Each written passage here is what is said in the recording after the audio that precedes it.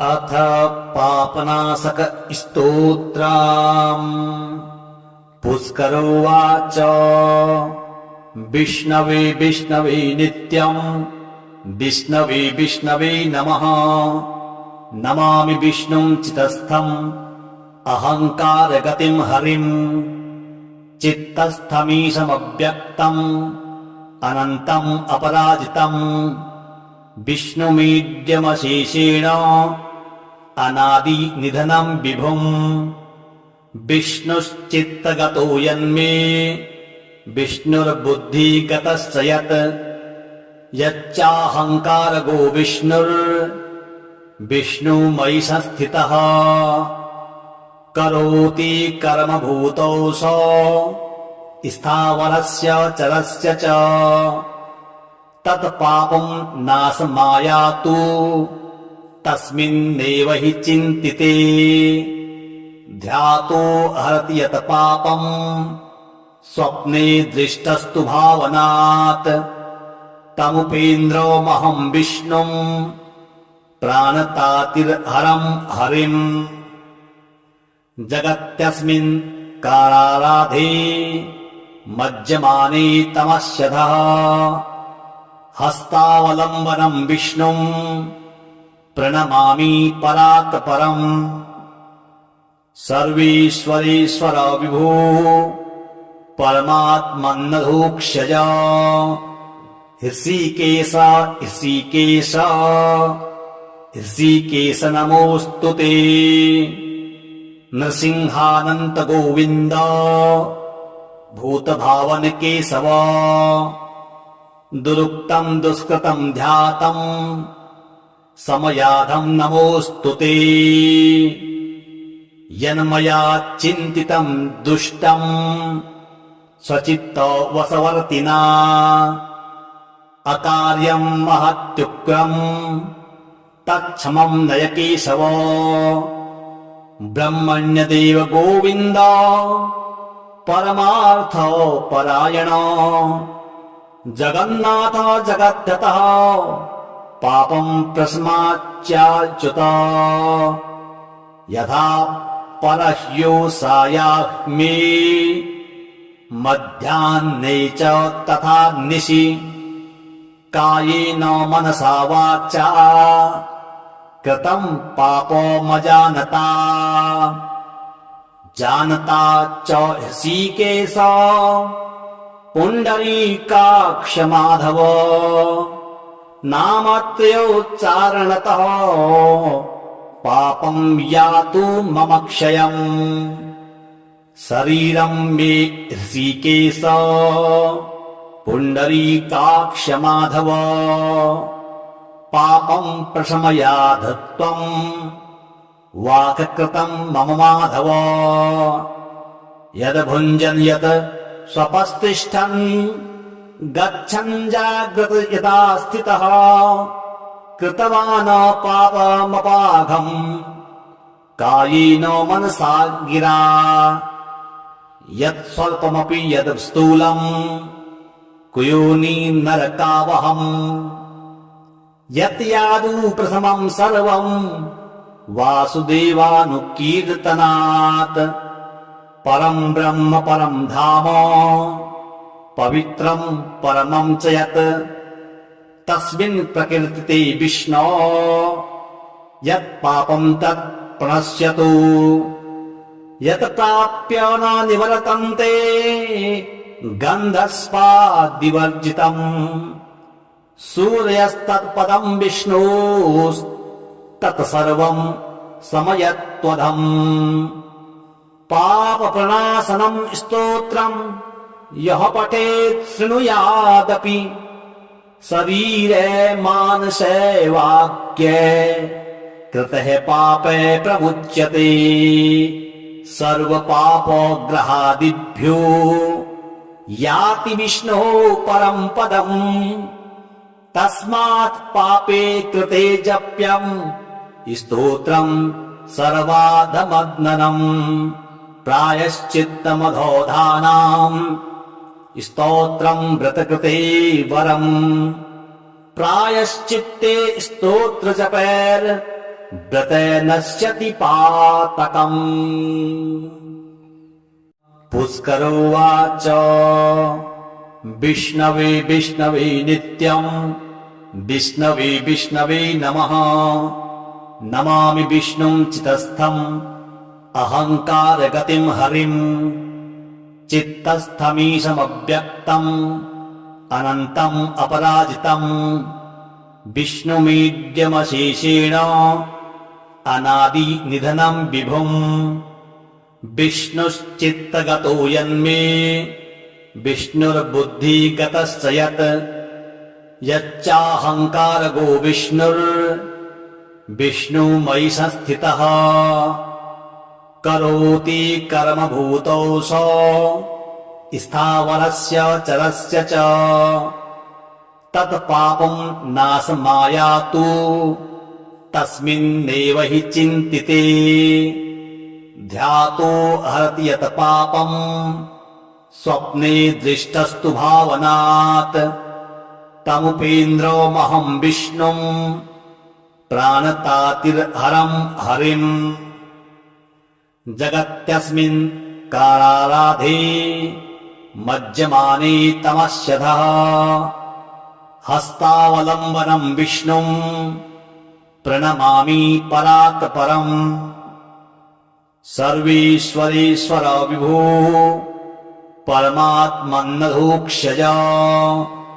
ऋषिकेश ऋषिकेश ऋषिकेश नमोऽस्तु ते। नृसिंहानन्त गोविन्द भूतभावन केशव। दुरुक्तम् दुष्कृतम् ध्यातम् समयाधम् नमोऽस्तु ते। यन्मया चिन्तितम् दुष्टम् स्वचित्त वशवर्तिना। अकार्यम् महत्युग्रम् तत्क्षमम् नय केशव। ब्रह्मण्यदेव गोविन्द परमार्थ परायण। जगन्नाथ जगद्गतः पापम् प्रस्माच्चाच्युत। यथा परह्योषायाह्मे मध्याह्ने च तथा निशि। कायेन मनसा वाचा कृतम् पापमजानता। जानता च ऋषिकेश पुण्डरीकाक्ष माधव। नामत्रयोच्चारणतः पापम् यातु मम क्षयम्। शरीरम् मे ऋषिकेश पुण्डरीकाक्ष माधव। पापम् प्रशमयाध त्वम् वाक्कृतम् मम माधव। यद् भुञ्जन् यत् स्वपस्तिष्ठन् गच्छन् जाग्रत यथा स्थितः। कृतवान् पापमपाघम् कायेन मनसा गिरा। यत् स्वल्पमपि यद् स्थूलम् कुयोनि नरकावहम्। यत् यादु प्रथमम् सर्वम् वासुदेवानुकीर्तनात्। परम् ब्रह्म परम् धाम पवित्रम् परमम् च यत्। तस्मिन् प्रकीर्तिते विष्णो यत् पापम् तत् प्रणश्यतु। यत् प्राप्य न निवर्तन्ते गन्धस्वादिवर्जितम्। सूर्यस्तत्पदम् विष्णोस्तत्सर्वम् समयत्वधम्। पापप्रणाशनम् स्तोत्रम् यः पठेत् शृणुयादपि। शरीरे मानसे वाक्ये कृतः पापे प्रमुच्यते। सर्वपापग्रहादिभ्यो याति विष्णोः परम् पदम्। तस्मात् पापे कृते जप्यम् स्तोत्रम् सर्वाधमग्ननम्। प्रायश्चित्तमधोधानाम् स्तोत्रम् व्रतकृते वरम्। प्रायश्चित्ते स्तोत्र जपैर् व्रते नश्यति पातकम्। पुष्करोवाच विष्णवे विष्णवे नित्यम् विष्णवे विष्णवे नमः। नमामि विष्णुं चितस्थम् अहङ्कारगतिम् हरिम्। चित्तस्थमीशमव्यक्तम् अनन्तम् अपराजितम्। विष्णुमीड्यमशेषेण अनादिनिधनम् विभुम्। विष्णुश्चित्तगतो यन्मे विष्णुर्बुद्धिगतश्च यत्। यच्चाहङ्कारगो विष्णुर्विष्णुमयि संस्थितः। करोति कर्मभूतौ स स्थावरस्य चरस्य च। तत्पापम् नाशमायातु तस्मिन्नेव हि चिन्तिते। ध्यातो हरति यत् पापम् स्वप्ने दृष्टस्तु भावनात्। तमुपेन्द्रमहम् विष्णुम् प्राणतातिर्हरम् हरिम्। जगत्यस्मिन् काराराधे मज्जमाने तमस्यधः। हस्तावलम्बनम् विष्णुम् प्रणमामि परात् परम्। सर्वेश्वरेश्वर विभो परमात्मन्नधोक्षज। ऋषिकेश ऋषिकेश ऋषिकेश नमोऽस्तु ते। नृसिंहानन्त गोविन्द भूतभावन केशव। दुरुक्तम् दुष्कृतम् ध्यातम् समयाधम् नमोऽस्तु ते। यन्मया चिन्तितम् दुष्टम् स्वचित्तवशवर्तिना। अकार्यम् महत्युग्रम् तत्क्षमम् नय केशव। ब्रह्मण्यदेव गोविन्द परमार्थ परायण। जगन्नाथ जगद्गतः पापम् प्रशमाच्याच्युत। यथा परह्योषायाह्मे मध्याह्ने च तथा निशि। कायेन मनसा वाचा कृतम् पापमजानता। जानता च ऋषिकेश पुण्डरीकाक्ष माधव। नामत्रयोच्चारणतः पापम् यातु मम क्षयम्। शरीरम् मे ऋषिकेश पुण्डरीकाक्ष माधव। पापम् प्रशमयाध त्वम् वाक्कृतम् मम माधव। यद् भुञ्जन् यत् स्वपस्तिष्ठन् गच्छन् जाग्रत् यथा स्थितः। कृतवान् पापमपाघम् कायेन मनसा गिरा। यत् स्वल्पमपि यद् स्थूलम् कुयोनि नरकावहम्। यत् यादु प्रथमम् सर्वम् वासुदेवानुकीर्तनात्। परम् ब्रह्म परम् धाम पवित्रम् परमम् च यत्।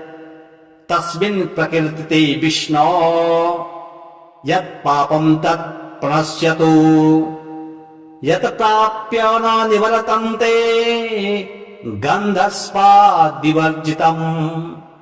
सूर्यस्तत्पदम् विष्णोस्तत्सर्वम् समयत्वधम्। पापप्रणाशनम् स्तोत्रम् यः पठेत् शृणुयादपि। शरीरे मानसे वाक्ये कृतः पापे प्रमुच्यते। सर्वपापग्रहादिभ्यो याति विष्णोः परम् पदम्।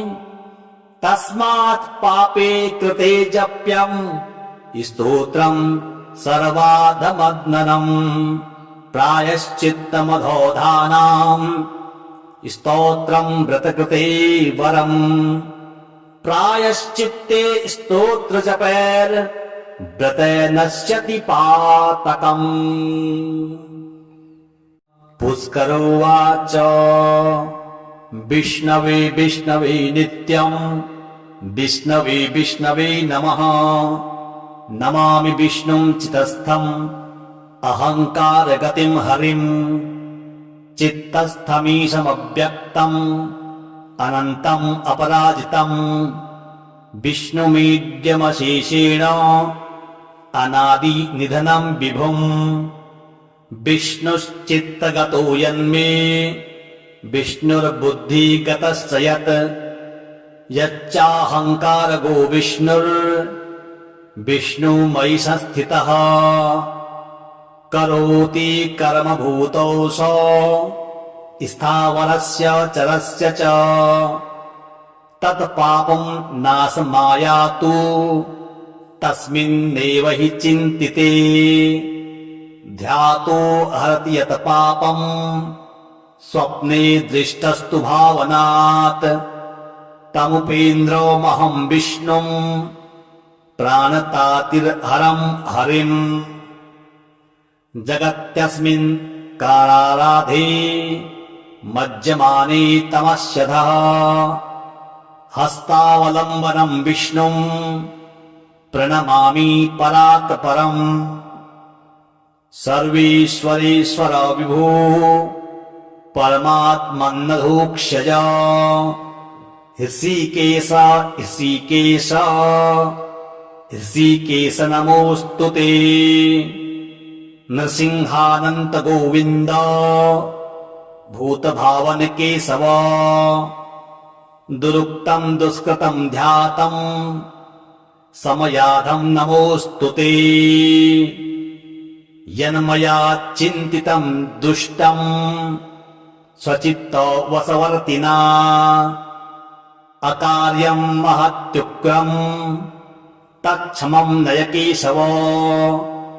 ब्रह्मण्यदेव गोविन्द परमार्थ परायण। जगन्नाथ जगद्गतः पापं प्रस्माच्चाच्युत। यथा परह्योषायाह्मे मध्याह्ने च तथा निशि। कायेन मनसा वाचा कृतं पापमजानता। जानता च ऋषिकेश पुण्डरीकाक्ष माधव। नामत्रयोच्चारणतः पापं यातु मम क्षयम्। शरीरं मे ऋषिकेश पुण्डरीकाक्ष माधव। पापं प्रशमयाध त्वं वाक्कृतं मम माधव। यद् भुञ्जन् यत् स्वपस्तिष्ठन् गच्छन् जाग्रत यथा स्थितः। कृतवान् पापमपाघम् कायेन मनसा गिरा। यत् स्वल्पमपि यद् स्थूलम् कुयोनि नरकावहम्। यत् यादु प्रथमं सर्वं वासुदेवानुकीर्तनात्। परं ब्रह्म परं धाम पवित्रं परमं च यत्। तस्मिन् प्रकीर्तिते विष्णो यत् पापं तत् प्रणश्यतु। यत् प्राप्य न निवर्तन्ते गन्धस्वादिवर्जितम्।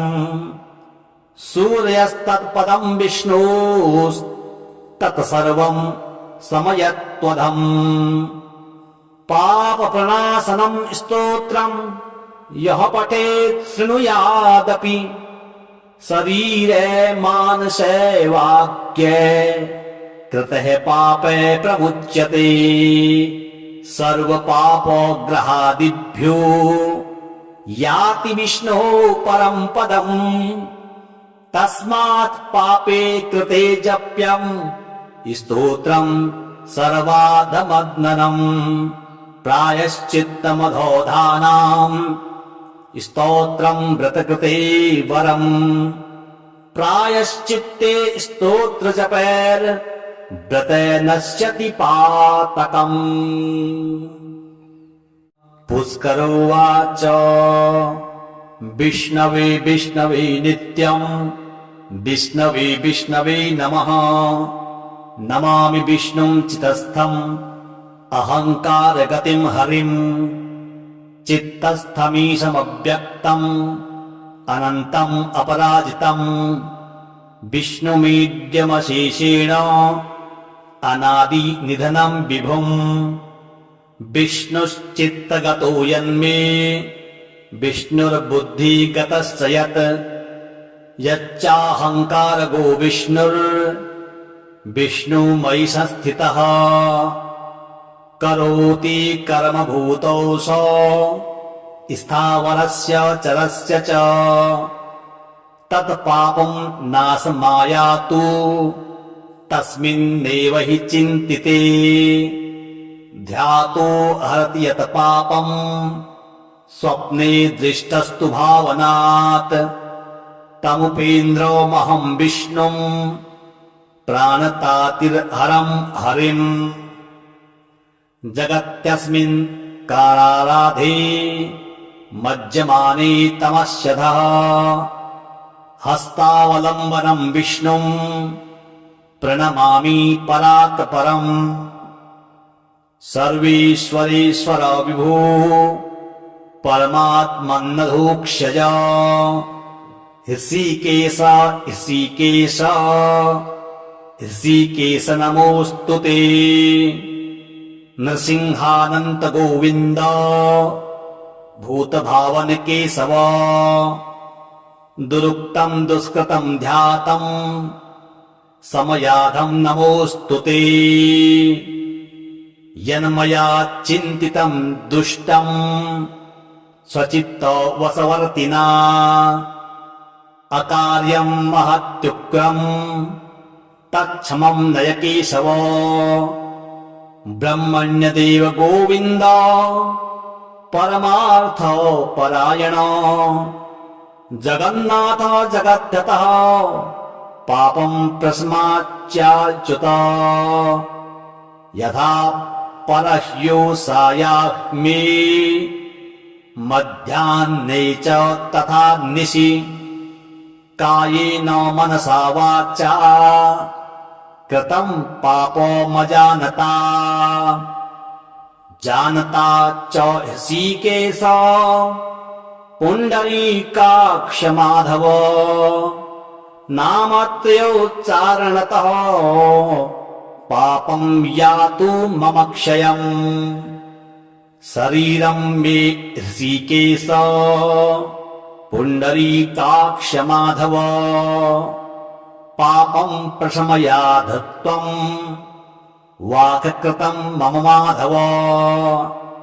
यद् भुञ्जन् यत् स्वपस्तिष्ठन् गच्छन् जाग्रत् यथा स्थितः। कृतवान् पापमपाघम् कायेन मनसा गिरा। यत् स्वल्पमपि यद् स्थूलम् कुयोनि नरकावहम्। यत् यादु प्रथमं सर्वम् वासुदेवानुकीर्तनात्। परं ब्रह्म परं धाम पवित्रं परमं च यत्। तस्मिन् प्रकीर्तिते विष्णो यत् पापं तत् प्रणश्यतु। यत् प्राप्य न निवर्तन्ते गन्धस्वादिवर्जितम्। सूर्यस्तत्पदं विष्णोस्तत्सर्वं समयत्वधम्। पापप्रणाशनं स्तोत्रं यः पठेत् शृणुयादपि। शरीरे मानसे वाक्ये कृतः पापे प्रमुच्यते। सर्वपापग्रहादिभ्यो याति विष्णोः परं पदम्। तस्मात् पापे कृते जप्यं स्तोत्रं सर्वाधमग्ननम्। प्रायश्चित्तमधोधानाम् स्तोत्रं व्रतकृते वरम्। प्रायश्चित्ते स्तोत्रजपैर् व्रते नश्यति पातकम्। पुष्करोवाच विष्णवे विष्णवे नित्यम् विष्णवे विष्णवे नमः। नमामि विष्णुं चितस्थम् अहङ्कारगतिं हरिम्। चित्तस्थमीशमव्यक्तम् अनन्तम् अपराजितम्। विष्णुमीड्यमशेषेण अनादिनिधनं विभुम्। विष्णुश्चित्तगतो यन्मे विष्णुर्बुद्धिगतश्च यत्। यच्चाहङ्कारगो विष्णुर्विष्णुमयि संस्थितः। करोति कर्मभूतौ सो स्थावरस्य चरस्य च। तत्पापं नाशमायातु तस्मिन्नेव हि चिन्तिते। ध्यातो हरति यत् पापम् स्वप्ने दृष्टस्तु भावनात्। तमुपेन्द्रमहं विष्णुम् प्राणतातिर्हरं हरिम्। जगत्यस्मिन् काराराधे मज्जमाने तमस्यधः। हस्तावलम्बनं विष्णुम् प्रणमामि परात् परम्। सर्वेश्वरेश्वर विभो परमात्मन्नधोक्षज। ऋषिकेश ऋषिकेश ऋषिकेश नमोऽस्तुते। नृसिंहानन्त गोविन्द भूतभावन केशव। दुरुक्तं दुष्कृतं ध्यातं समयाधं नमोऽस्तुते। यन्मया चिन्तितं दुष्टं स्वचित्त वशवर्तिना। अकार्यं महत्युग्रं तत्क्षमं नय केशव।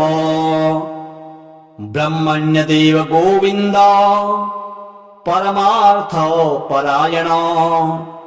जगन्नाथ जगद्गतः पापं प्रशमाच्याच्युत। यथा परह्योषायाग्मे मध्याह्ने च तथा निशि। कायेन मनसा वाचा कृतं पापमजानता। जानता च ऋषिकेश पुण्डरीकाक्ष माधव। नामत्रयोच्चारणतः पापं यातु मम क्षयम्। शरीरं मे ऋषिकेश पुण्डरीकाक्ष माधव। पापं प्रशमयाध त्वम् वाक्कृतं मम माधव। यद् भुञ्जन् यत् स्वपस्तिष्ठन् गच्छन् जाग्रत यथा स्थितः। कृतवान् पापमपाघम् कायेन मनसा गिरा। यत् स्वल्पमपि यद् स्थूलम् कुयोनि नरकावहम्। यत् यादु प्रथमं सर्वम् वासुदेवानुकीर्तनात्। परं ब्रह्म परं धाम पवित्रं परमं च यत्। तस्मिन् प्रकीर्तिते विष्णो यत् पापं तत् प्रणश्यतु। यत् प्राप्य न निवर्तन्ते गन्धस्वादिवर्जितम्। सूर्यस्तत्पदं विष्णोस्तत्सर्वं समयत्वधम्। पापप्रणाशनं स्तोत्रं यः पठेत् शृणुयादपि। शरीरे मानसे वाक्ये कृतः पापे प्रमुच्यते। सर्वपापग्रहादिभ्यो याति विष्णोः परं पदम्। तस्मात् पापे कृते जप्यं स्तोत्रं सर्वाधमग्ननम्। प्रायश्चित्तमधोधानाम् स्तोत्रं व्रतकृते वरम्। प्रायश्चित्ते स्तोत्रजपैर् व्रते नश्यति पातकम्। पुष्करोवाच विष्णवे विष्णवे नित्यम् विष्णवे विष्णवे नमः। नमामि विष्णुं चितस्थम् अहङ्कारगतिं हरिम्। चित्तस्थमीशमव्यक्तम् अनन्तम् अपराजितम्। विष्णुमीड्यमशेषेण अनादिनिधनं विभुम्। विष्णुश्चित्तगतो यन्मे विष्णुर्बुद्धिगतश्च यत्। यच्चाहङ्कारगो विष्णुर्विष्णुमयि संस्थितः। करोति कर्मभूतौ स स्थावरस्य चरस्य च। तत्पापं नाशमायातु तस्मिन्नेव हि चिन्तिते।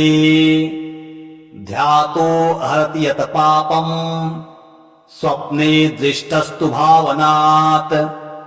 तमुपेन्द्रमहं विष्णुं प्राणतातिर्हरं हरिम्। जगत्यस्मिन् काराराधे मज्जमाने तमस्यधः। हस्तावलम्बनं विष्णुं प्रणमामि परात् परम्। सर्वेश्वरेश्वर विभो परमात्मन्नधोक्षज। ऋषिकेश ऋषिकेश ऋषिकेश नमोऽस्तु ते। नृसिंहानन्त गोविन्द भूतभावन केशव। दुरुक्तं दुष्कृतं ध्यातं समयाधं नमोऽस्तु ते। यन्मया चिन्तितं दुष्टं स्वचित्तवशवर्तिना। अकार्यं महत्युग्रं तत्क्षमं नय केशव।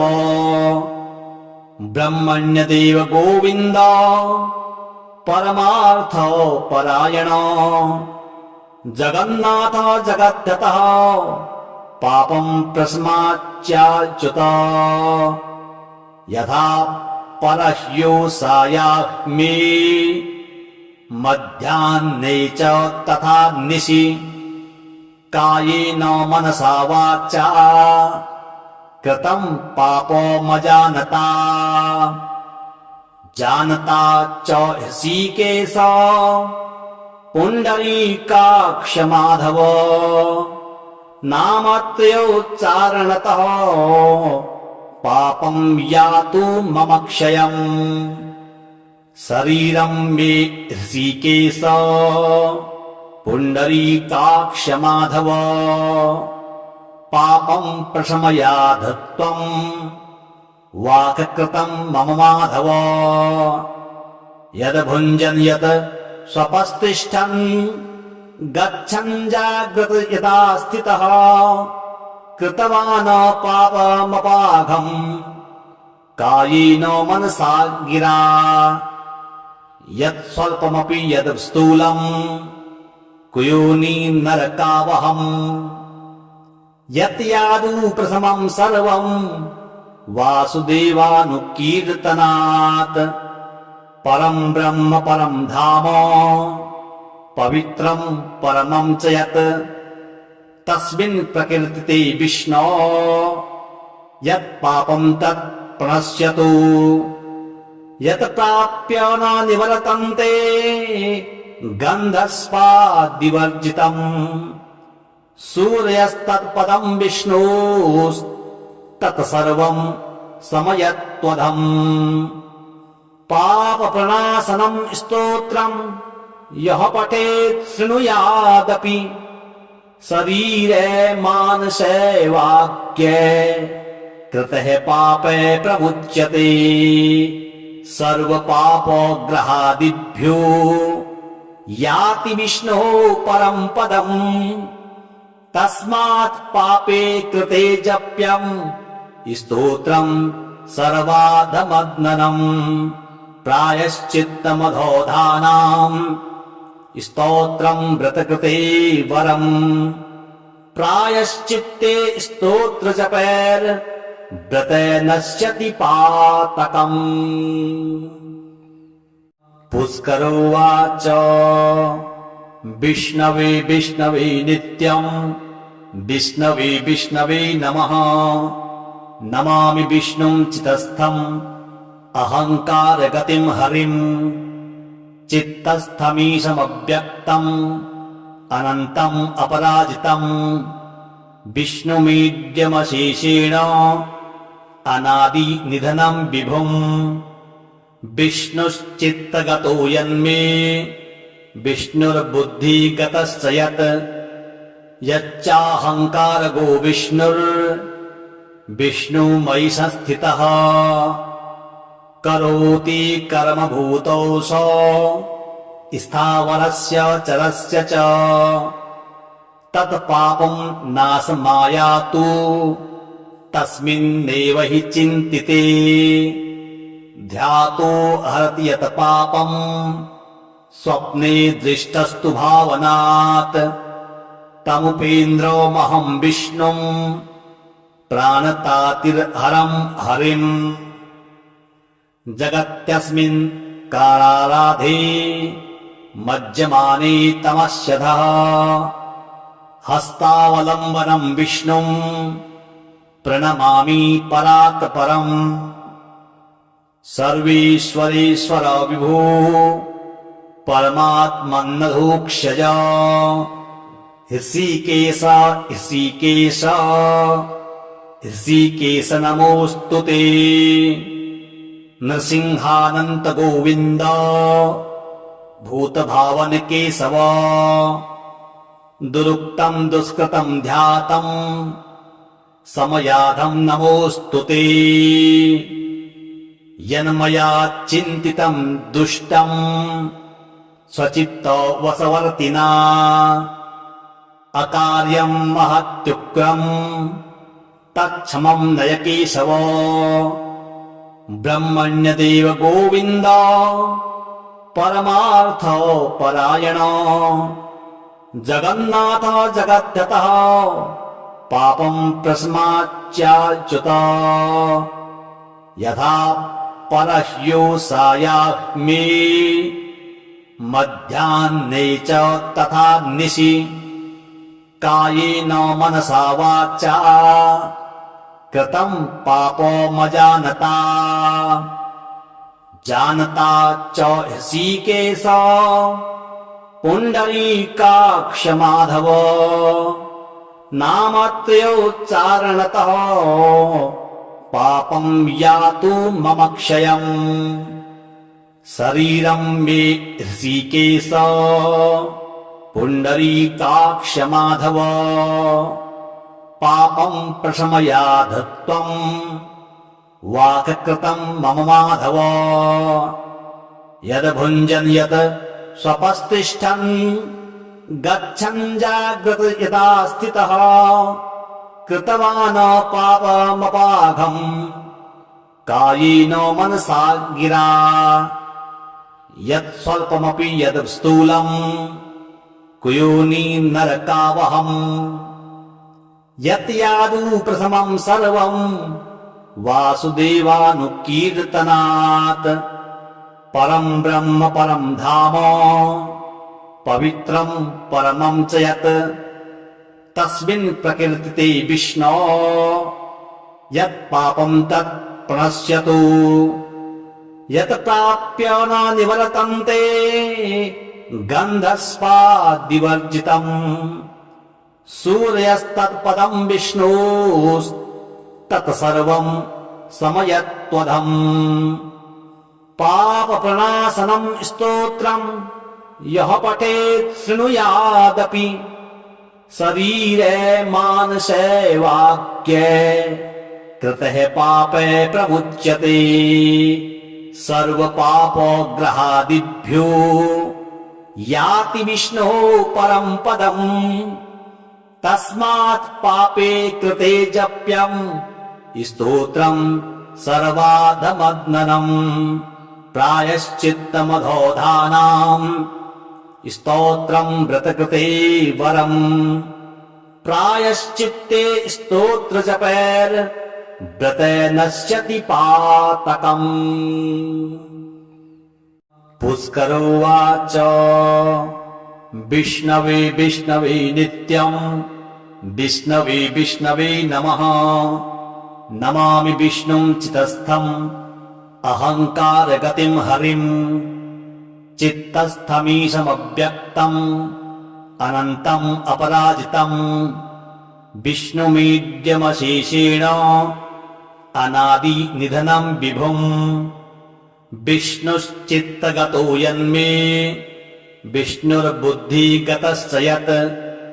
यच्चाहङ्कारगो विष्णुर्विष्णुमयि संस्थितः।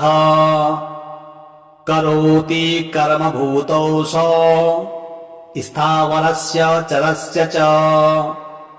तत्पापम् नाशमायातु तस्मिन्नेव हि चिन्तिते। ध्यातो हरति यत् पापम् स्वप्ने दृष्टस्तु भावनात्। तमुपेन्द्रमहम् विष्णुम् प्राणतातिर्हरम् हरिम्। जगत्यस्मिन् काराराधे मज्जमाने तमस्यधः। हस्तावलम्बनम् विष्णुम् प्रणमामि परात् परम्। सर्वेश्वरेश्वर विभो परमात्मन्नधोक्षज। ऋषिकेश ऋषिकेश ऋषिकेश नमोऽस्तु ते। नृसिंहानन्त गोविन्द भूतभावन केशव। दुरुक्तम् दुष्कृतम् ध्यातम् समयाधम् नमोऽस्तु ते। यन्मया चिन्तितम् दुष्टम् स्वचित्तवशवर्तिना। अकार्यम् महत्युग्रम् तत्क्षमम् नय केशव। ब्रह्मण्यदेव गोविन्द परमार्थ परायण। जगन्नाथ जगद्गतः पापम् प्रशमाच्याच्युत।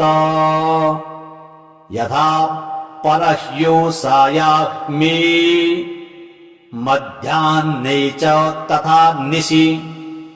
कायेन मनसा वाचा कृतम् पापमजानता। जानता च ऋषिकेश पुण्डरीकाक्ष माधव। नामत्रयोच्चारणतः पापम् यातु मम क्षयम्। शरीरम् मे ऋषिकेश पुण्डरीकाक्ष माधव। पापम् प्रशमयाध त्वम् वाक्कृतम् मम माधव। यद् भुञ्जन् यत् स्वपस्तिष्ठन् गच्छन् जाग्रत् यथा स्थितः। कृतवान् पापमपाघम् कायेन मनसा गिरा। यत् स्वल्पमपि यद् स्थूलम् कुयोनि नरकावहम्। यत् यादु प्रथमम् सर्वम् वासुदेवानुकीर्तनात्। परम् ब्रह्म परम् धाम पवित्रम् परमम् च यत्। तस्मिन् प्रकीर्तिते विष्णो यत् पापम् तत् प्रणश्यतु। यत् प्राप्य न निवर्तन्ते गन्धस्वादिवर्जितम्। सूर्यस्तत्पदम् विष्णोस्तत्सर्वम् समयत्वधम्। पापप्रणाशनम् स्तोत्रम् यः पठेत् शृणुयादपि। शरीरे मानसे वाक्ये कृतः पापे प्रमुच्यते। सर्वपापग्रहादिभ्यो याति विष्णोः परम् पदम्। तस्मात् पापे कृते जप्यम् स्तोत्रम् सर्वाधमग्ननम्। प्रायश्चित्तमधोधानाम् स्तोत्रम् व्रतकृते वरम्। प्रायश्चित्ते स्तोत्रजपैर् व्रते नश्यति पातकम्। पुष्करोवाच विष्णवे विष्णवे नित्यम् विष्णवे विष्णवे नमः। नमामि विष्णुं चितस्थम् अहङ्कारगतिं हरिम्। चित्तस्थमीशमव्यक्तम् अनन्तम् अपराजितम्। विष्णुमीड्यमशेषेण अनादिनिधनं विभुम्। विष्णुश्चित्तगतो यन्मे विष्णुर्बुद्धिगतश्च यत्। यच्चाहङ्कारगो विष्णुर्विष्णुमयि संस्थितः। करोति कर्मभूतौ सो स्थावरस्य चरस्य च। तत्पापं नाशमायातु तस्मिन्नेव हि चिन्तिते। ध्यातो हरति यत् पापं स्वप्ने दृष्टस्तु भावनात्। तमुपेन्द्रमहं विष्णुं प्राणतातिर्हरं हरिम्। जगत्यस्मिन् काराराधे मज्जमाने तमस्यधः। हस्तावलम्बनं विष्णुं प्रणमामि परात् परम्। सर्वेश्वरेश्वर विभो परमात्मन्नधोक्षज। ऋषिकेश ऋषिकेश ऋषिकेश नमोऽस्तुते। नृसिंहानन्त गोविन्द भूतभावन केशव। दुरुक्तं दुष्कृतं ध्यातं समयाधं नमोऽस्तुते। यन्मया चिन्तितं दुष्टं स्वचित्तवशवर्तिना। अकार्यं महत्युग्रं तत्क्षमं नय केशव। ब्रह्मण्यदेव गोविन्द परमार्थ परायण। जगन्नाथ जगद्गतः पापं प्रशमाच्याच्युत। यथा परह्योषायाग्मे मध्याह्ने च तथा निशि। कायेन मनसा वाचा कृतं पापमजानता। जानता च ऋषिकेश पुण्डरीकाक्ष माधव। नामत्रयोच्चारणतः पापं यातु मम क्षयम्। शरीरं मे ऋषिकेश पुण्डरीकाक्ष माधव। पापं प्रशमयाध त्वं वाक्कृतं मम माधव। यद् भुञ्जन् यत् स्वपस्तिष्ठन् गच्छन् जाग्रत् यदा स्थितः। कृतवान् पापमपाघम् कायेन मनसा गिरा। यत् स्वल्पमपि यद् स्थूलम् कुयोनि नरकावहम्। यत् यादु प्रथमं सर्वं वासुदेवानुकीर्तनात्। परं ब्रह्म परं धाम पवित्रं परमं च यत्। तस्मिन् प्रकीर्तिते विष्णो यत् पापं तत् प्रणश्यतु। यत् प्राप्य न निवर्तन्ते गन्धस्वादिवर्जितम्।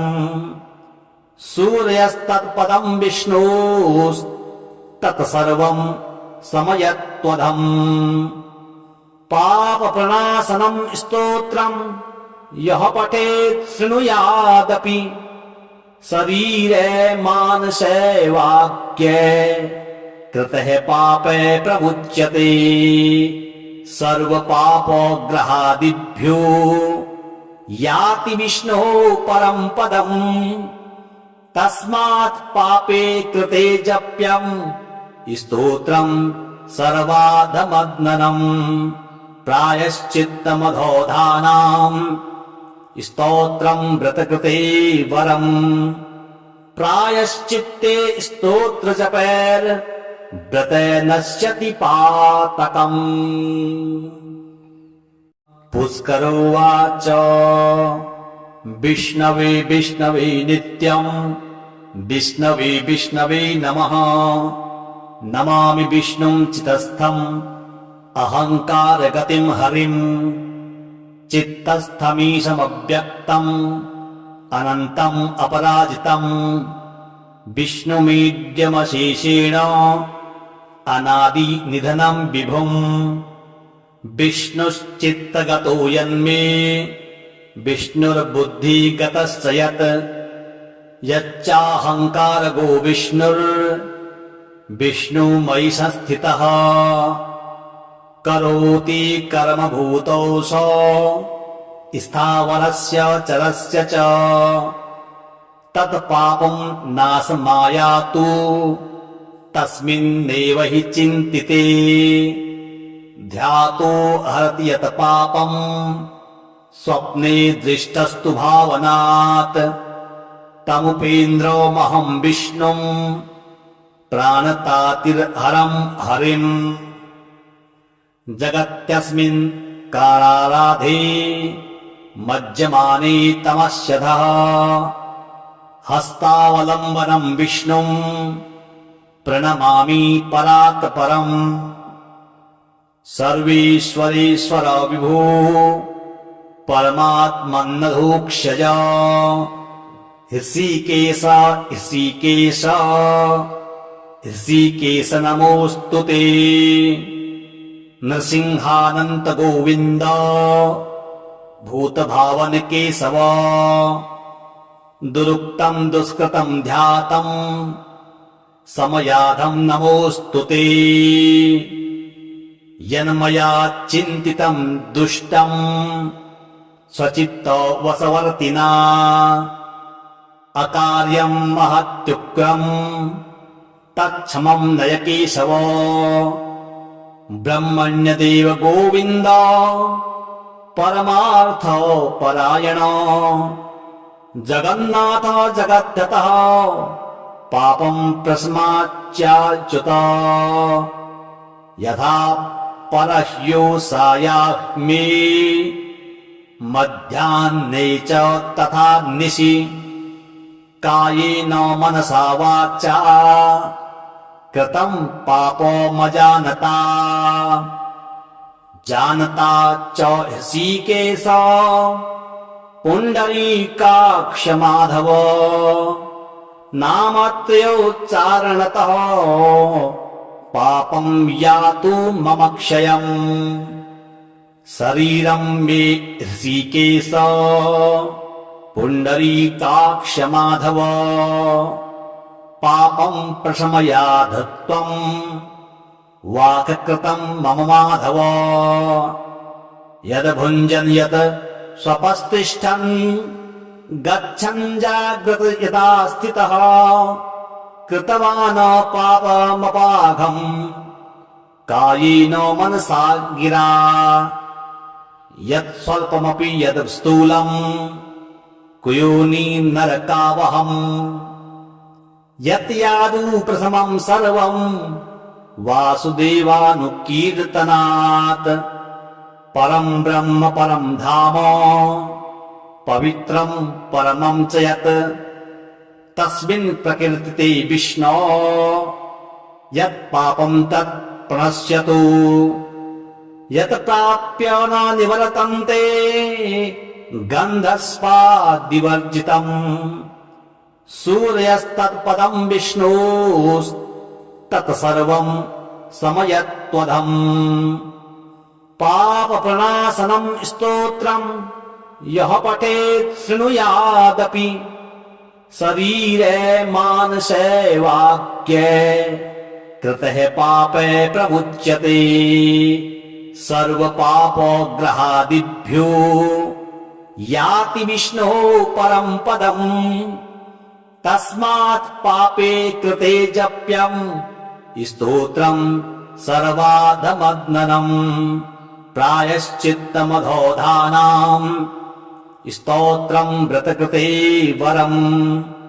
प्रायश्चित्ते स्तोत्रजपैर् व्रते नश्यति पातकम्।